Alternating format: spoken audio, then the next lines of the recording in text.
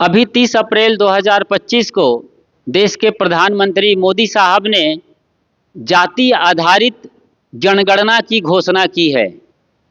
ये पहली बार होगा स्वतंत्र भारत में कि जनगणना के साथ साथ आपकी जाति पूछी जाएगी कि आप किस जात के हो, कौन जात हो, किस दूध के हो। एक बार मैं सदगुरु अभिलाष साहब जी के साथ उत्तर प्रदेश की रामत में था, सत्संग कार्यक्रमों में था। तो जहाँ हम रुके थे उस गांव में, जिस घर में रुके हुए थे, घर के दादी ने कहा, जिनकी उम्र रही होगी कोई 60 से 70 बरस के आसपास, उन्होंने हमसे पूछा कि भैया कौन दूध के हो। समझ रहे हैं आप, कौन दूध के हो। तो ये नहीं पूछ रही थी कि गाय का दूध पियोगे कि भैंस का दूध पियोगे। दूध, हम तो मजाक किए कि भाई हम तो अपनी माँ के दूध के हैं, तो वो भी हंसने लगी।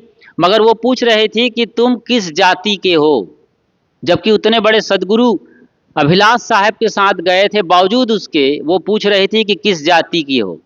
तो कि दूध, दही, भैंस और गाय की तादाद बिहार और उत्तर प्रदेश में सबसे ज़्यादा है, तो वहाँ जाति पूछने की परंपरा को दूध से जोड़ दिया जाता है।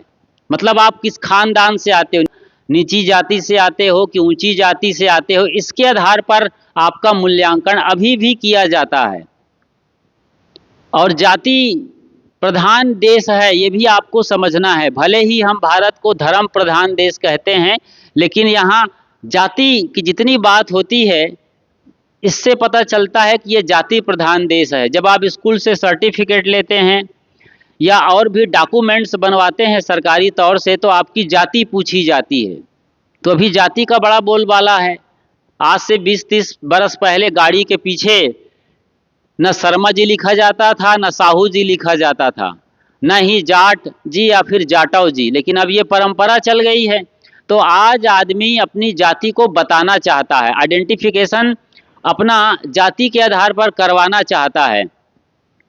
इन्हीं सब के चलते आज भारत के प्रधानमंत्री मोदी साहब ने ये घोषणा की है कि अब अगली जनगणना में जाति पूछी जाएगी। ये बड़ा अद्भुत मामला है। इसके दोनों पहलू हैं, इसको हम बड़ी गहराई से समझते हैं कि इसके क्या फायदे हो सकते हैं और क्या नुकसान हो सकते हैं। जनगणना वाले जब आएंगे तो आपका नाम पूछेंगे, आपके पिताजी का नाम पूछेंगे, आपका लिंग पूछेंगे और उसके बाद आपका धर्म पूछेंगे, फिर आपकी जाति पूछी जाएगी। जाति न पूछो साधु की, कबीर साहब ये कह रहे हैं कि जाति न पूछो साधु की। तो क्या मोदी साहब की जाति पूछी जाएगी? वो तो कहते हैं कि मैं ओबीसी से आता हूँ, अदर बैकवर्ड क्लासेस से आता हूँ। और क्या जाति राहुल गांधी की पूछी जाएगी, जिनकी जाति पर बड़ा हो हल्ला मचता रहता है सोशल मीडिया पर कि वो नेहरू खानदान से आते हैं। नेहरू का जब खोजबीन किया जाता है तो वो मुसलमान खानदान से आते हैं। तो क्या मुस्लिम बिरादरी से पक्के तौर पर राहुल गांधी आते हैं? ये बड़ा देखने वाला मामला रहेगा। दूसरा, जब गांव और देहात में जनगणना अधिकारी पहुंचेंगे और पूछेंगे कि आप किस जाति के हैं, तो क्या आप कहेंगे कि मैं चमार हूं? अभी किसी को सार्वजनिक तौर पर चमार कहना अपमानजनक माना जाता है और उसके लिए कानून बना है। लेकिन जब जातियां पूछी जाएंगी और बताना होगा तो आपको ये बताना होगा। तो क्या फिर आने वाला जो भारत है वो फिर से जाति, मत, मजहब और परंपरा में और ज़्यादा गहराई से बटेगा और इसके दूरगामी परिणाम आएंगे कि आदमी और आदमी के बीच की खाई और बढ़ती जाएगी। दरार जो अभी भी है बरकरार, क्या वो दरार ऐसा कुछ हो जाएगा कि जिसे ना पाटा जा सके? आदमी की पहचान फिर जाति से होगी। इसीलिए साहब कहते हैं कि पूछ लीजिए ज्ञान। भले ही कबीर यहाँ पर साधु की बात कर रहे हैं, साधु जो अपनी साधना के बलबूते पर सिद्धि की ओर है, यानी मानव की गरिमा है, जो मुक्ति की अवधारणा भारत में है, उस मुक्ति और मोक्ष की यात्रा पर है। और उनके लिए शरीर और शरीर संबंधी जानकारियां गौण हैं। वो ज्ञान में जीते हैं, गहराई में आत्मा के तल पर, और सबके अंदर वसुधैव कुटुंबकम की भावना रखते हुए आत्मा को ही देखते हैं। हर के भीतर उन्हें परमात्मा ही नजर आता है। तो उनसे तो आप भले ही जाति ना पूछें, लेकिन यहाँ देश में जब जाति आधारित जनगणना होगी तो बहुत कुछ देखने को समझने को मिलेगा। इसके लिए आपको सावधान रहना होगा। 30 अप्रैल को जाति आधारित जनगणना की घोषणा होती है सरकार की ओर से, जबकि 22 अप्रैल को जो पहलगाम में आतंकी हमले हुए हैं, जिनके चलते तमाम सैलानी यानी टूरिस्ट वहाँ पर 28 की या 30 की तादाद में मारे गए हैं, पूरा देश इलेक्ट्रॉनिक, प्रिंट मीडिया और सोशल मीडिया पर नज़रें गड़ाए बैठा हुआ था कि कब भारत एक्शन लेगा पाकिस्तान के खिलाफ और क्या कार्रवाई करने जा रहा है। और इसी बीच ये खबर आती है कि यहाँ जाति आधारित जनगणना होगी, कास्ट सेंसस किया जाएगा। चूँकि सबकी नज़र मीडिया पर थी, तो ये बढ़िया मौका था सरकार के लिए कि अपनी बात, जो एजेंडा है, चुनावी एजेंडा, उसे रख दिया जाए। लोग तरह तरह की बातें कर रहे हैं, कहाँ हमला करना था और कहाँ देश पर ही एक तरीके से ये हमला हो गया। जिस मुद्दे को भारतीय जनता पार्टी सालों से टाल रही थी कि कोई जाति नहीं पूछी जाएगी, यदि जाति है तो केवल 4, एक जवान की, दूसरा किसान की, तीसरा आदमी की और चौथा गरीबी, यही जाति है। ये बार बार मोदी और उसके बाकी आका ये बोले जा रहे थे, उनके मतलब मुख्यमंत्री और नौकरशाह लोग। यहाँ जो जाति के बारे में सोचना तक नहीं चाहते थे, वो सरकार एकदम यू टर्न लेती है और जाति आधारित जनगणना की घोषणा करती है। जबकि इसके लिए कांग्रेस की पार्टी यानी राहुल गांधी भारत जोड़ो यात्रा के दौरान बार बार ये मुद्दा उछाल रहे थे कि हम जाति जनगणना करवा कर रहेंगे। सड़क से लेकर संसद तक वो इंकलाब कर रहे थे और बड़ी क्रांतिकारी आवाज़ में बोल रहे थे कि सरकार यदि नहीं करवाती है तो हम ज़रूर करवाएंगे। हालांकि बरसों तक राज करने वाली कांग्रेस पार्टी चाहती तो कब की ये जाति आधारित जनगणना हो गई होती। देश को मालूम होता कि किस जाति के लोग कितनी तादाद में हैं और उनके लिए क्या करना है। पहली दफ़ा 1931 के साल में अंग्रेज की सरकार के दौरान, यानी अंग्रेजी हुकूमत जब हम पर राज कर रही थी, तो 1931 के साल में जाति आधारित जनगणना हुई थी। उसके बाद 41 में भी कोशिश की गई थी, लेकिन वो अधूरा रहा। और लगातार हर 10 साल में ये जाति आधारित जनगणना की बात होती रही है, सरकार कोशिश करती रही है। कभी शेड्यूल कास्ट्स और शेड्यूल्ड ट्राइबल्स यानी एसटी और एससी की ही जनगणना करके रह जाती थी और फाइल के अंदर वो बात दब जाती थी। अभी 2011 में भी मनमोहन सरकार ने गिनती करवाई जाति आधारित जनगणना के आधार पर लोगों की, मगर वो भी सार्वजनिक नहीं किया गया। अब की बार पहली बार ये घोषणा हुई है, यानी विपक्ष का मुद्दा सरकार ने ले लिया है। लोग कह रहे हैं कि इसके पीछे सरकार की ये मंशा है कि इसी साल 2025 के आखिर में जो चुनाव होने वाले हैं बिहार में, वहाँ वोट बैंक की राजनीति के लिए शायद सरकार ने ये घोषणा किया है, या फिर उसके ठीक एक साल बाद 27 के जनवरी या शुरुआती दौर में सबसे बड़ा जो सूबा है जहाँ से लोकसभा के लिए गाड़ी चलती है, वहाँ विधानसभा चुनाव होना है। उत्तर प्रदेश में गवर्नमेंट चुना जाना है।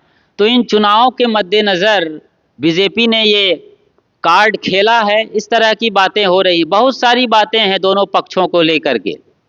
लेकिन सीधा सीधा कहा जाए तो सरकार ये चाहती है कि भारत में कितनी जातियां हैं और जातियों में कितने लोग हैं, कितनी उनकी तादाद है, लाखों करोड़ों में, उसकी गणना करना है। मतलब एक डेटा निकालना है।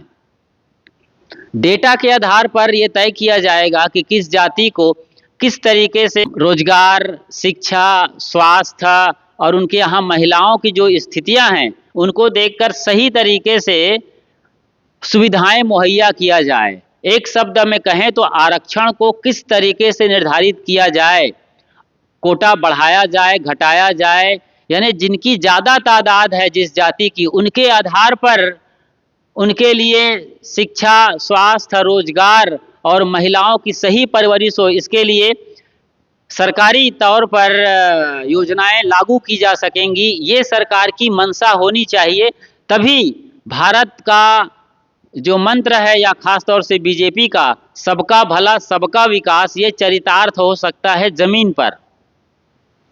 वरना कहीं इसके वोट बैंक की राजनीति के लिए इस्तेमाल किया जाएगा तो फिर पार्टी ये चाहेगी कि इस तबके की जाति यहाँ पर सबसे ज़्यादा है तो उसी जाति के उम्मीदवार को खड़ा कर दिया जाए और सबसे ज़्यादा वोट वहाँ से पार्टी को मिल जाए, तो ये राजनीति हो जाएगी। फिर इसका विकास से और पब्लिक की जो प्रॉब्लम्स है उससे दूर दूर का कनेक्शन नहीं रहेगा। आमतौर पर पार्टियां यही करती हैं जो दिल्ली में बैठती हैं या जिनकी सरकारें होती हैं, वो पार्टी के निजी हित के लिए काम करती हैं, देश के लिए बहुत कम। आप देख रहे हैं चाहे सरकार कांग्रेस की हो या बीजेपी की हो, आम जनता पिसती रहती है। वो कहते हैं ये आम जनता है, आम जनता, अभी आम का सीजन है, आम जनता शब्द वहीं से आता है, यानी आम को जैसे चूस लिया जाता है ऐसे ही जनता को चूस लिया जाए और अपना वोट बैंक बढ़ाने के लिए उन्हें सिर्फ मोहरा बनाकर उनके साथ खेल खिलौनों जैसा व्यवहार किया जाता रहे। तो सरकार को भी गंभीर होना होगा और उससे पहले आपको गंभीर होना होगा। कहाँ तो आप नज़र गड़ाए हुए थे कि पाकिस्तान पर कुछ किया जाए, और ज़रूर किया जाएगा।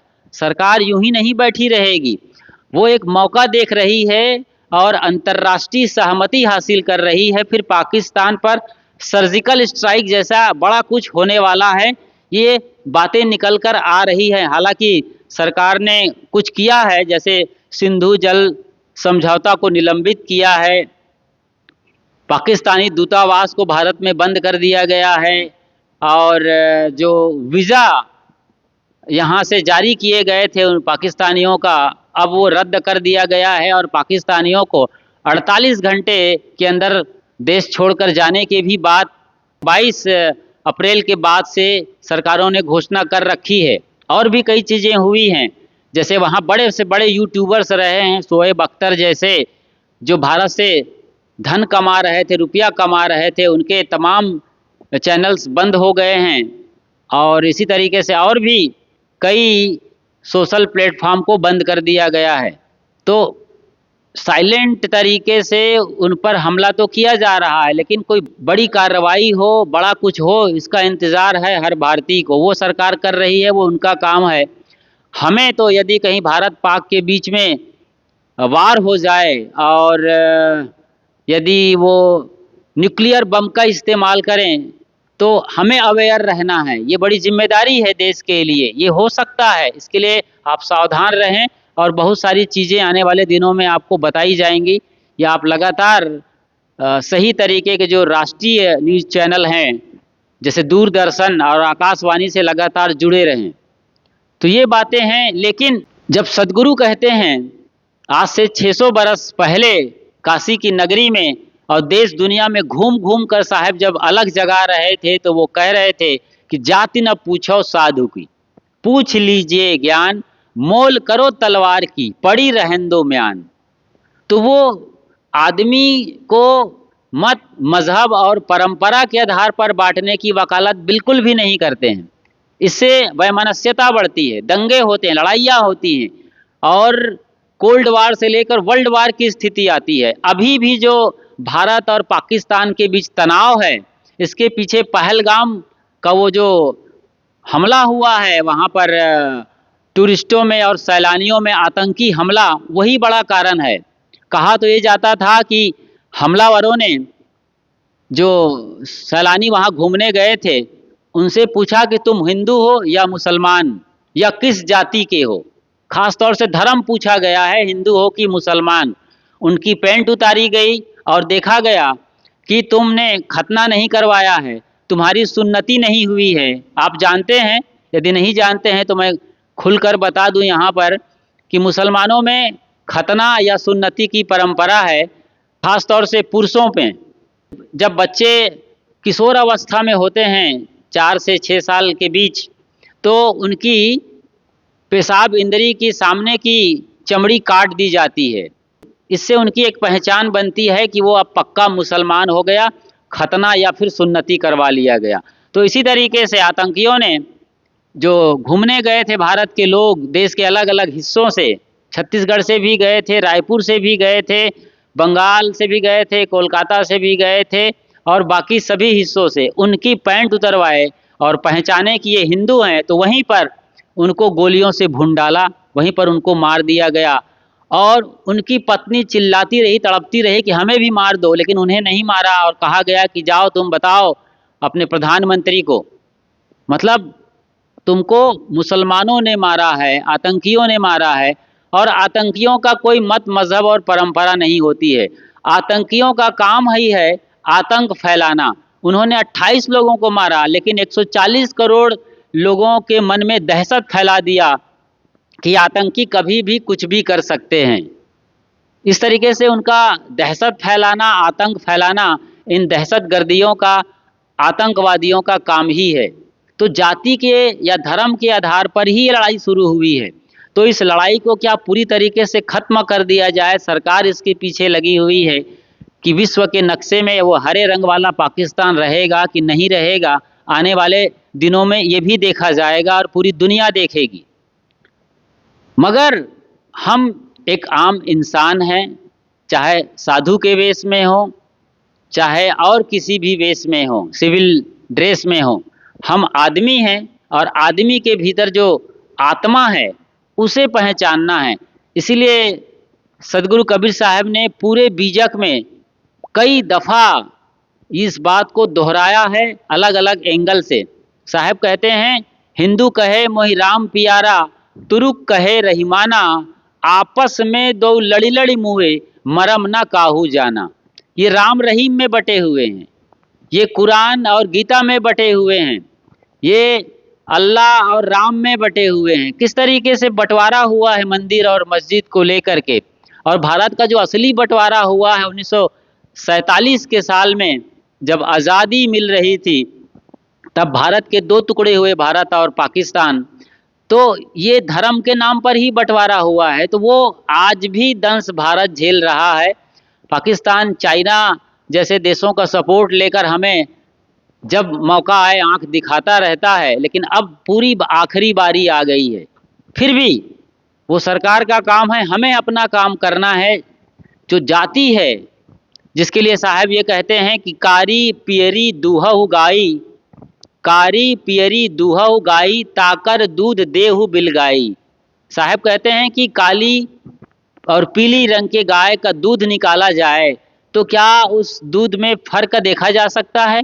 क्या दूध में कोई फर्क है? कोई फर्क नहीं है। दूध दूध है, गाय का दूध, सबका दूध वही रहता है, हल्का सा पीलापन लिए हुए, लेकिन उसमें कोई फर्क नहीं है। साहब यही कह रहे हैं, हमारे अंदर और हमारे अंदर कोई फर्क नहीं है। इसके लिए एक बड़ी क्रांतिकारी वाणी बीजक में साहब ने कहा है। आपको याद होगा, क्या कहते हैं साहब? एक त्वचा हाड़ मल मूत्रा, एक रुधिर एक गुदा, एक बूंद से सृष्टि रची है, को ब्राह्मण को शूद्रा। एक त्वचा मतलब ये जो चमड़ी है, शरीर की चाम, वो भी सबका बराबर है। अब काली गोरी हो जाती है मौसम के अनुसार। ठंड मुल्कों में, यूरोप जैसे देशों में, यानी यूरोपियन देशों में, जहाँ इंग्लैंड, फ्रांस, बेल्जियम और नीदरलैंड वगैरह आते हैं, वहाँ पर लोगों की चमड़ी गोरी होती है। वो तो एटमॉस्फेयर की वजह से है। और यहीं भारत में जहाँ गर्म इलाकों में हम जाते हैं या फिर अफ्रीका के निग्रो लोगों को देखते हैं तो उनकी चमड़ी काली होती है, लेकिन चमड़ी चमड़ी होती है, वही सेंसेशंस हैं, वही उसमें सुख है, हड्डी पसली वही है। और बड़ी बात क्रांति की, साहब कहते हैं कि मल मूत्र भी एक ही बराबर हैं। अभी जो स्वच्छता अभियान चला है कुछ सालों से, उसके पहले आज से 10, 20, 25 साल की बात करें तो पूरा गांव इकट्ठे तौर पर सुबह सवेरे मल विसर्जन के लिए मैदान पर, खेत में या कहीं नदी किनारे जाया करता था। पूरा गांव इकट्ठे तौर पे जाता था, घंटे 2 घंटे के अंदर अंदर। सुबह 5 बजे से 7 बजे के अंदर अंदर, और पूरा गांव का मल पड़ा हुआ है मैदान में। कल्पना करिए कि सारे मैल वहाँ पड़े हुए हैं, यानी टट्टी पड़ी हुई है। नासा के वैज्ञानिकों को बुला लो, इसरो के वैज्ञानिकों को बुला लो, तो क्या वो पता लगा पाएंगे, या कोई लेबोरेटरीज वालों को बुला लो तो बता पाएंगे कि ये हिंदू की टट्टी है, ये मुसलमान की टट्टी है, ये औरत की टट्टी है, ये मर्द की टट्टी है। इतनी एकता है, टट्टी में भी एकता है। जो फेंका हुआ खराब पदार्थ है शरीर का, तो शरीर के अंदर के अवयव में कहाँ विभिन्नता हो सकती है? फिर मन, मस्तिष्क, चेतना, समझ, बुद्धि में कहाँ से विभिन्नता आ जाती है? यही साहब बताते हैं कि तुम बिल्कुल आदमी हो, और आदमी में कोई फर्क नहीं है। एक है त्वचा, हाड़, मलमूत्रा, एक रुधिर, एक गुदा, एक बूंद से सृष्टि रची है। को ब्राह्मण को शूद्र, एक ही बूंद से, रज और वीर्य के मिलन से ही आदमी का जन्म होता है। किसी भी कोने की औरत हो दुनिया में, और कोई भी आदमी किसी कोने का हो मर्द के रूप में, दोनों में जब संबंध होगा तो जो बच्चा पैदा होगा वो हाथी, घोड़ा, ऊंट, बिल्ली, छिपकली और काकरोच नहीं होगा, बल्कि आदमी का ही बच्चा जन्म लेगा। इतनी बड़ी क्रांतिकारी बात साहब कर रहे हैं। आज से 600 वर्ष पहले इंकलाब करके चले गए, चेतावनी दिए कि जाति के नाम पर बटो मत, जिसकी बात बीजेपी कुछ महीने पहले तक इसकी वकालत कर रही थी कि बटोगे तो कटोगे, एक रहोगे तो सेफ रहोगे, नेक रहोगे। इतनी बातें हो रही थी, और तो कई आला नेता उनके कह रहे थे कि जो करेगा जाति की बात उन्हें मारूंगा मैं कस के लात। अब बताइए, अब वही खुद जाति आधारित जनगणना पर आ गए हैं, और देश में इसी साल के आखिर में ये गणना शुरू हो जाएगी। जाति पूछी जाएगी आपकी कि किस जाति के हैं, और पूरे देश में जाति के आधार पर किसकी कितनी तादाद है उसका रिजल्ट आ जाएगा 2026 के आखिर में या फिर 27 के शुरुआती दौर में। तो जाति पूछना बड़ा अपमानजनक लगता है। अभी आपसे पूछ दिया जाए कि आप किस जाति के हैं तो बड़े असमंजस में पड़ जाएंगे, और चाह करके भी नहीं बताना चाहेंगे, और उल्टे डांट फटकार लगाएंगे, क्यों जी जाति क्यों पूछ रहे हो? ये कुत्ता नहीं दिख रहा है जो बैठा है, ये कुत्ते की जाति का है, और ये बकरी बकरी की जाति का है, मुर्गी मुर्गी की जाति का है, और हम आदमी को तुम पूछ रहे हो किस जाति के हो?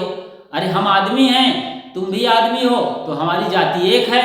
यही तो साहब कह रहे हैं कि एक बूंद से सृष्टि रची है, को ब्राह्मण को शूद्रा। कहीं के भी नर और नारी मिलेंगे तो उससे आदमी का ही बच्चा होगा, इसलिए आदमी की जाति एक। घोड़ा और गाय के संबंध से कोई बच्चा नहीं होता, इसलिए घोड़े की जाति अलग है, गाय की जाति अलग है। इसी तरीके से ऊंट और भैंस के संबंध से कोई बच्चा नहीं होने वाला है, इसलिए ऊंट की जाति अलग है, भैंस की जाति अलग है। समझ रहे हैं आप? इसी तरीके से आदमी और आदमी के मिलन से आदमी का ही जन्म होता है, इसलिए आदमी की जाति एक है। बस यदि आपको जाति ही खोजनी है तो दो जाति हो सकती है, एक औरत की, एक मर्द की।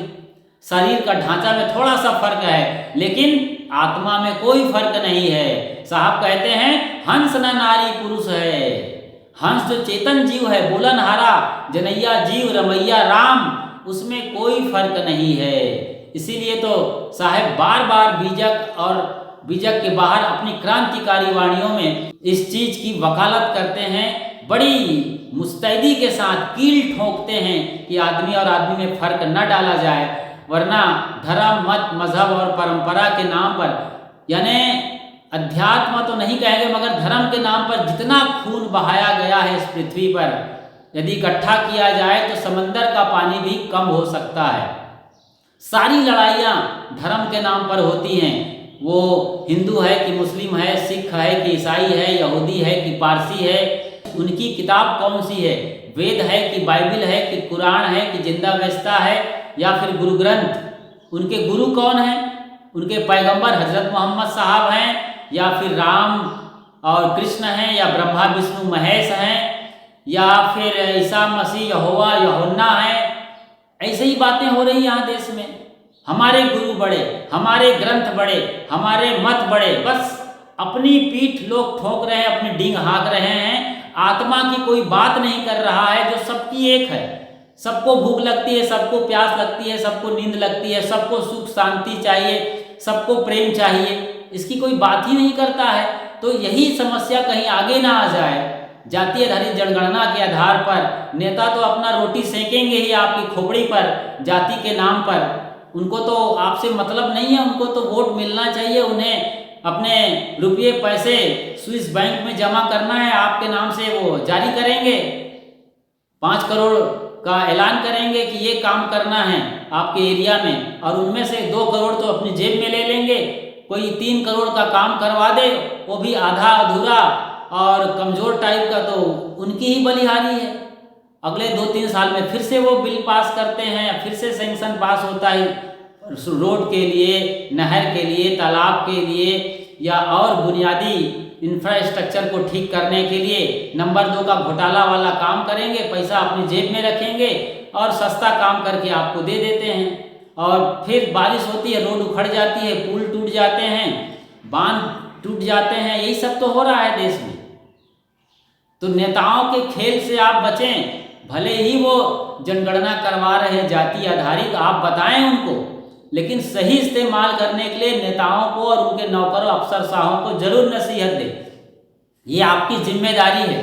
बाकी जो पाकिस्तान के साथ जो भी सरकार करने वाली है वो करेगी ही करेगी, उस पर हम सतर्क रहें, सावधान रहें, और हम नज़र गड़ाए रहें आकाशवाणी और दूरदर्शन जैसे प्रामाणिक इलेक्ट्रॉनिक और प्रिंट मीडिया या फिर जानकारी देने वाले इन चैनलों पर। समझ रहे हैं? अब तो जाति आधारित जनगणना होनी ही है, यानी कास्ट सेंसस का बिल पास हो गया है। हालांकि राहुल गांधी बहुत खुश हैं कि हम जो सड़क पर चिल्ला रहे थे, संसद में ठोक ठोक कर बता रहे थे, लेकिन हमारी सरकार अभी अंधी, बहरी और गूंगी थी। अब इसकी आँख खुल गई है, बोल खुल गए हैं, और हमारी बात को उन्होंने सुना है। इसके लिए सरकार को धन्यवाद, और हम सरकार की समर्थन करते हैं। जातियां निकल कर आएंगी, वो बात सही है। एक बड़ी बात निकल कर और ये आ रही है कि अब मुसलमानों की भी गिनती की जाएगी जाति के आधार पर। जो आज तक वो बोल रहे थे कि हमारा धर्म इस्लाम है, हमारा पैगंबर खुदा है, यानी भगवान खुदा है, और हमारी किताब कुरान है, हम नमाज अदा करते हैं, और अपनी जानकारी वो दे रहे थे कि यानी उनके अंदर जो एकता है राष्ट्रीय और अंतर्राष्ट्रीय स्तर पर, वो वाकई में काबिले तारीफ है।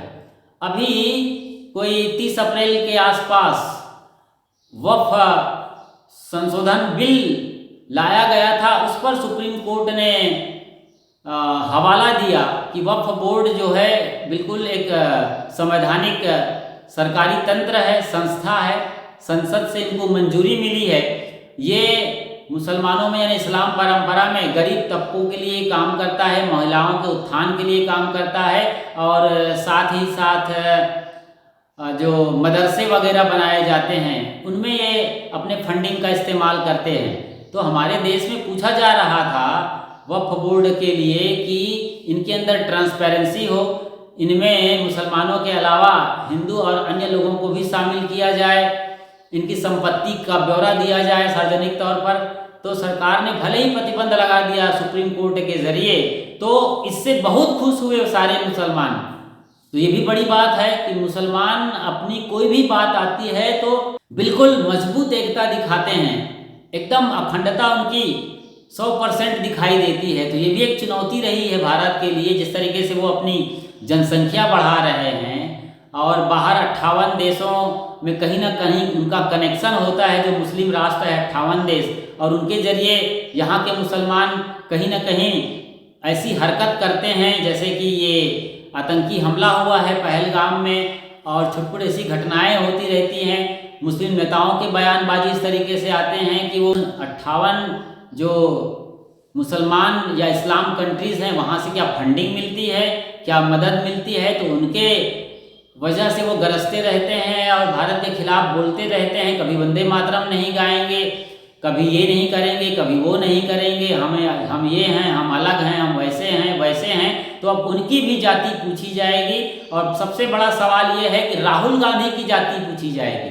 तो राहुल गांधी क्या अपने को अंग्रेज बताएंगे अपनी माँ की वजह से, जो कि इटालियन है, इटली से आई हुई हैं सोनिया गांधी, या अपने पिता श्री राजीव गांधी के नाम पर गांधी खानदान बताएंगे। गांधी कहाँ से आया तो पता चलता है नेहरू से उनकी दादी का जन्म हुआ था, इंदिरा गांधी का, क्योंकि जवाहरलाल नेहरू की बेटी रही है इंदिरा गांधी। तो नेहरू खुद अपने लिए नेहरू लिखते हैं, फिर बेटी के लिए गांधी कहाँ से आया तो पता चलता है उनके पति रहे हैं फिरोज खान, जिन्होंने गांधी की वजह से यानी महात्मा गांधी की वजह से उनका नाम बदल दिया गया और फिरोज खान को फिरोज गांधी और इंदिरा नेहरू या इंदिरा खान को फिर यहाँ पर इंदिरा गांधी बना दिया गया। तो क्या मुख्य तौर पर मूल रूप से राहुल गांधी अपना खानदान या अपनी जाति बता पाएंगे? इस तरीके से बहुत सारी चीज़ें देखने को मिलेंगी। बड़ा इंटरेस्टिंग मामला आ गया है। तो चलिए, बहुत सुंदर आपने साथ निभाया है, आपको बहुत शुक्रिया और साधुवाद। इसी तरीके से आप क्रांतिकारी वीडियोस के लिए लगातार अपने पसंदीदा यूट्यूब चैनल खुशहाल जिंदगी टीवी पर बने रहें। यदि बिल्कुल नए हैं तो सब्सक्राइब ज़रूर कर लीजिए, ये एकदम फ्री है। जैसे ही आप सब्सक्राइब करते हैं आप हमारे परमानेंट मेंबरशिप हासिल कर लेते हैं। उसके बाद बेल आइकन को प्रेस कर नोटिफिकेशन की घंटी बजा दीजिए, यानी जैसे ही घंटी बजाते हैं आप नोटिफिकेशन पाने का अधिकार हासिल कर लेते हैं। जब भी हम लाइव आते हैं या वीडियो अपलोड करते हैं तो उसकी सूचना सबसे पहले आपको मिल जाती है। उसके बाद ऑल या सभी भी लिखा है, उसको भी सेलेक्ट कर लीजिए, तो हर सूचना सबसे पहले आपको मिलती रहेगी। अपना और अपनों का ज़रूर ख्याल रखिए, चाहे भारत पाक युद्ध हो या ना हो, तब भी आप सावधान और सजग रहिए और धर्म के नाम पर जरूर अपने का ख्याल रखिए, अपने धर्म को फॉलो करिए, लेकिन भीतर आप सिर्फ और सिर्फ एक आदमी हैं और आपका मजहब प्रेम है, मानवता है, इसको कभी मत भूलिए। सबसे हिल मिल के रहिए और ज़रूरत पड़ने पर सही सबक भी सिखाते रहिए। शुक्रिया, साधुवाद और साहिब बंदगी।